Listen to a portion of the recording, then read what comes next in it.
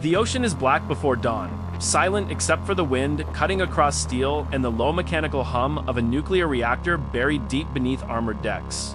And somewhere beyond the horizon, in waters that have shaped empires, wars, and the global economy, a 100,000-ton supercarrier moves forward without urgency, yet without hesitation. Because when the United States sends its most advanced warship toward the Middle East, it is not reacting to history, it is preparing to shape it. Satellite imagery tracks its path. Defense analysts speculate about its destination. Regional commanders adjust their posture, and global markets quietly respond to its movement. Because this is not just a ship. It is USS Gerald R. Ford, the most technologically advanced aircraft carrier ever constructed. It fundamentally alters the strategic calculus. Because the presence of one carrier strike group introduces layered air superiority, missile defense, electronic warfare dominance, undersea deterrence, and logistical endurance that no regional actor can easily ignore. Tonight, we break down what it truly means when USS Gerald R. Ford is positioned near the Middle East, what capabilities it brings, how its carrier strike group operates as an integrated combat system, and how a regional crisis could unfold if deterrence fails and readiness transitions into combat reality.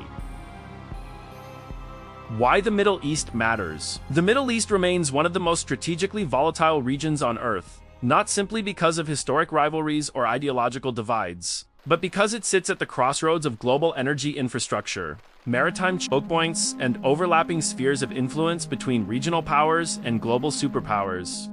Meaning, any disruption in the Strait of Hormuz or surrounding sea lanes has immediate global consequences for oil prices, shipping insurance rates, and economic stability. Roughly a fifth of the world's petroleum supply passes through narrow waterways that can be threatened by anti-ship missiles positioned along coastlines, fast attack craft using swarm tactics, naval mines laid covertly, or unmanned aerial systems launched from irregular forces, creating a layered threat environment where traditional naval superiority alone is no longer sufficient without integrated air and missile defense systems. In such an environment, the deployment of USS Gerald R. Ford is not symbolic theater, but a calculated positioning of layered combat capability.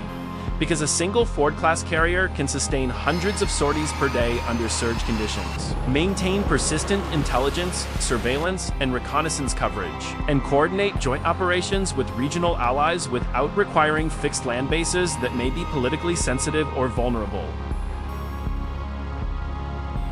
USS Gerald R. Ford, the platform. At the core of this strategic posture is a ship designed from the keel up to increase operational tempo, reduce manpower strain, and integrate future combat technologies. Featuring the electromagnetic aircraft launch system that replaces steam catapults with controlled electromagnetic force, allowing smoother aircraft launches, faster reset times between sorties, and improved long-term maintenance efficiency. The advanced arresting gear system enables safer recovery of aircraft with variable weight profiles, expanding flexibility for future unmanned systems and heavier strike packages. While redesigned weapons, elevators move munitions from storage to flight deck with increased speed and reduced mechanical complexity, directly contributing to the carrier's ability to generate higher sortie rates during sustained combat operations. Beneath the flight deck, dual nuclear reactors provide unmatched endurance, eliminating reliance on conventional fuel, refueling for propulsion, and allowing the ship to remain deployed for extended periods, limited primarily by food and aviation fuel supplies rather than propulsion constraints, making it a persistent presence rather than a temporary visitor. The Carrier Strike Group explained.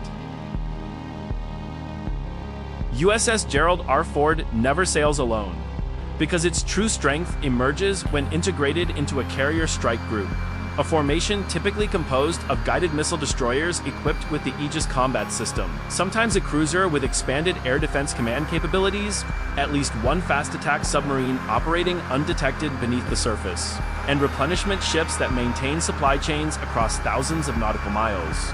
The Aegis-equipped destroyers form the outer shield, capable of tracking hundreds of airborne targets simultaneously while deploying standard missile interceptors against aircraft or ballistic threats, effectively creating a moving defensive dome that travels with the carrier and significantly complicates any adversary's targeting strategy. Below the surface, nuclear-powered submarines provide silent reconnaissance and anti-submarine warfare protection.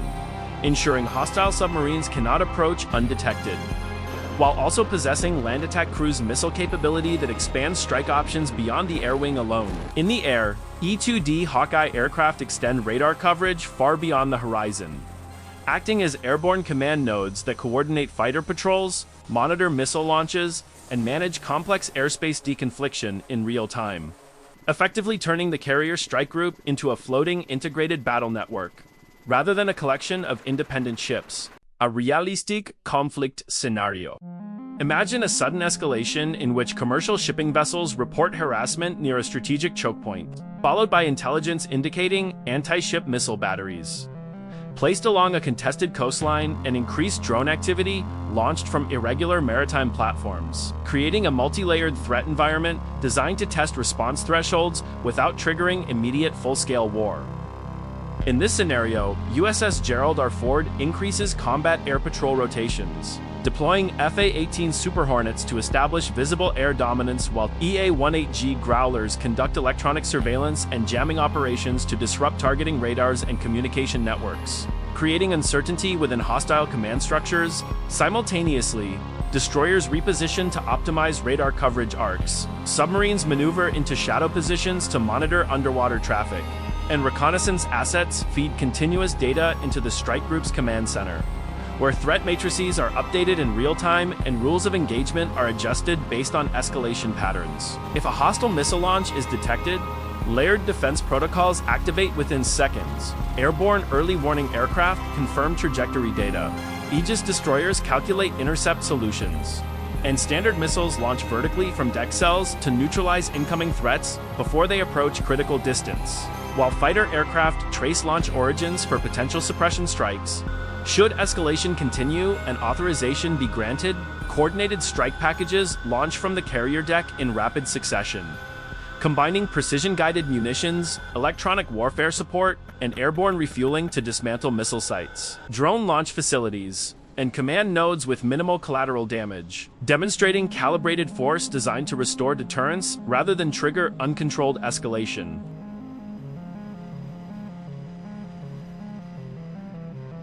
Deterrence vs. War. The true power of USS Gerald R. lies not only in its ability to fight, but in its ability to prevent fighting, because visible readiness, sustained patrol presence, and demonstrated technological superiority influence decision-making long before the first missile is fired, shaping adversary behavior through uncertainty and risk calculation. Deterrence operates in psychological space as much as physical space, and the presence of a Ford-class supercarrier near contested waters communicates that escalation will be met not with isolated retaliation, but with integrated, overwhelming, and sustained response capability. The moving fortress. As the sun rises over the flight deck and aircraft prepare for another launch cycle, USS Gerald R.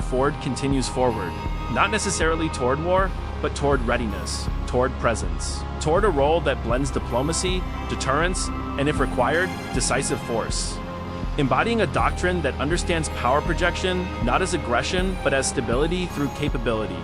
In the unpredictable waters of the Middle East, where tension can ignite in hours and global consequences unfold in days, a single supercarrier represents more than steel and aircraft. It represents strategic choice, technological evolution, and the enduring reality that control of the seas remains one of the most powerful instruments in shaping the modern world.